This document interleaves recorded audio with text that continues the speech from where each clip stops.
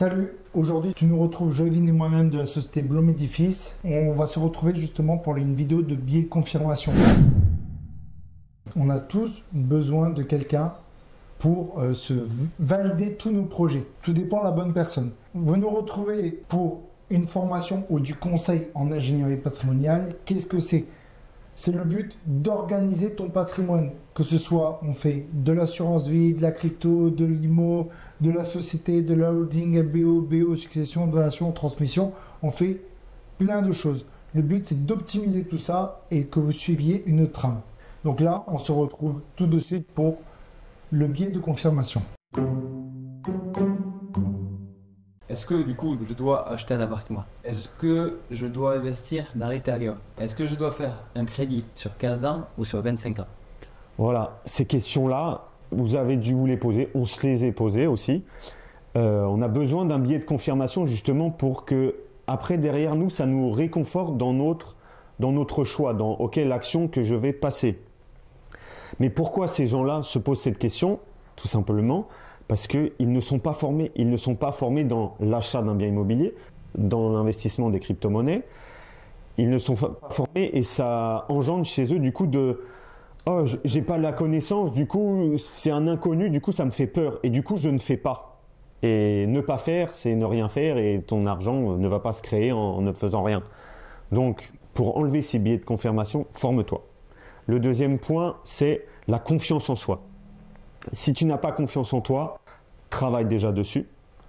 Lis des livres sur la confiance en toi. Passe à l'action. Tu verras, le meilleur remède contre la peur, c'est… Passage à l'action. Exactement. Et le troisième point, c'est quand il y a trop de risques. S'il y a trop de risques, ok, j'investis sur, par exemple, une crypto-monnaie Shiba Inu, je peux faire un x100. J'ai trop de risques et du coup, j'ai besoin d'un biais de confirmation quand il y a justement ce facteur risque qui est énorme. Et en fait, en étant formé, tu vas gagner de la confiance en toi, tu seras formé donc, tu auras une meilleure gestion de ton risque, tu vas baisser ton risque et tu sauras gérer ton risque. Après, je résous ça comme des maths. La vie, c'est mathématique. Voilà. La plupart des gens ont qu'un plan A. En gros, les gens, ils sont directs à dire pour acheter un appartement, il faut obligatoirement que je fasse un crédit bancaire. J'ai envie de dire, je te demande pardon, mais en fait, non, tu n'es pas obligé de faire un crédit bancaire. Là, il faut que tu regardes ton patrimoine, tu optimises ton patrimoine ou tu fais un système d'équation. Donc nous, en topographie, on devait faire obligatoirement, pour résoudre un problème, il fallait passer par 3 équations. Tu prends une équation, tu trouves un résultat. Ce résultat, à virgule, il faut que tu ailles le trouver avec une autre équation. Et une autre équation. Du moment que tu valides par 3 personnes, par 3 équations, un cheminement qui est différent et que dans ton but, tu peux l'acheter, fais-le. C'est que t'enlèves la peur, t'enlèves le manque de confiance en toi. Justement, tu dois avoir confiance en toi. Du moment que tu résous toutes ces équations, c'est comme tu es au bac et que tu résous des équations, si tu es sur ton calcul, tu viens de la feuille, tu te casses. Avant tout le monde. Tu n'as pas besoin d'aller tricher sur ton voisin pour avoir ce fameux billet de confirmation. Tu n'as pas besoin d'aller voir le prof. Qui aura peut-être faux, justement, ton voisin. C'est ça. Comme tu vas aller à la machine à café, à ta pause déjeuner, voilà. Oh, t'en penses quoi de l'Ether à un mec qui a jamais entendu parler de crypto-monnaie? Non, justement. Moi, je pense que c'est de la fraude. Oui, voilà. Oh, le blanchiment d'argent, ça finance le terrorisme. Non, tu as des questions. C'est normal d'avoir des billets de confirmation. On ne peut ne pas tout savoir, mais c'est pour ça il faut s'entourer des bonnes personnes. Tu as une question sur l'immobilier, tu vas aller voir un notaire. Tu as une question sur l'investissement, tu vas voir Jean-Eudes pour Bloom Edifice. Tu vas voir des gens compétents dans leur domaine. Tu ne vas pas demander à un notaire comment faire du pain. Tu vas demander à un boulanger. C'est pareil pour l'investissement. Donc en gros, tu as ce système d'équations. Du moment que tu as résolu toutes ces équations, tu peux aller de l'avant et enlever le risque. Il faut savoir que quand vous signez chez le notaire un compromis, il y a des petites clauses pour vous rétracter ou pour annuler la vente et que vous ne devez rien à cette personne-là. Donc nous, on a maximisé nos chances. Donc en gros, il fallait qu'on vende 85% d'un de nos immeubles qu'on avait déjà, qui était déjà en cours de vente, pour acheter cet immeuble-ci. Sauf qu'en fait, il nous manquait 15%. De ces 15%, si on regardait dans le blanc des yeux, on s'est dit, bon, on alloue vas-y, on alloue notre fric qu'on a supplémentaire, on va l'allouer au cas où s'il manque. Première solution. La première solution ne nous allait pas parce qu'on devait forcément retirer de l'argent. Donc il fallait trouver une autre équation pour arriver Au résultat.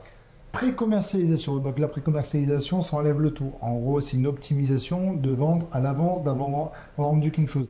C'est un petit peu du dropshipping, je crois, à échelle grandeur nature.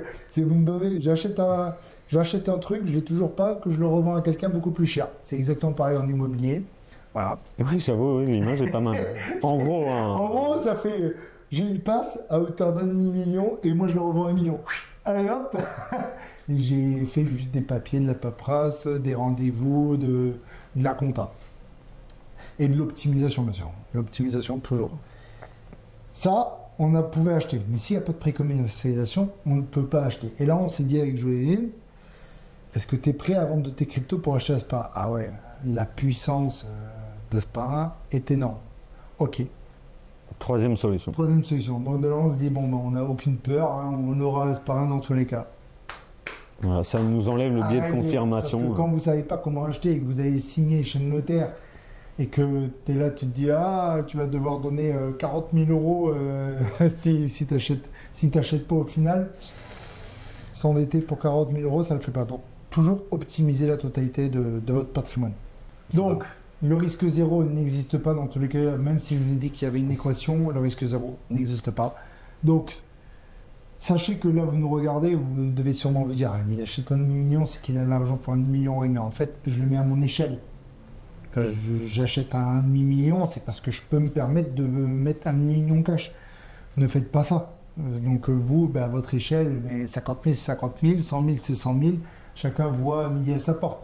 Donc au bout d'un moment, c'est en fonction de vous et de votre portefeuille et surtout de votre engagement.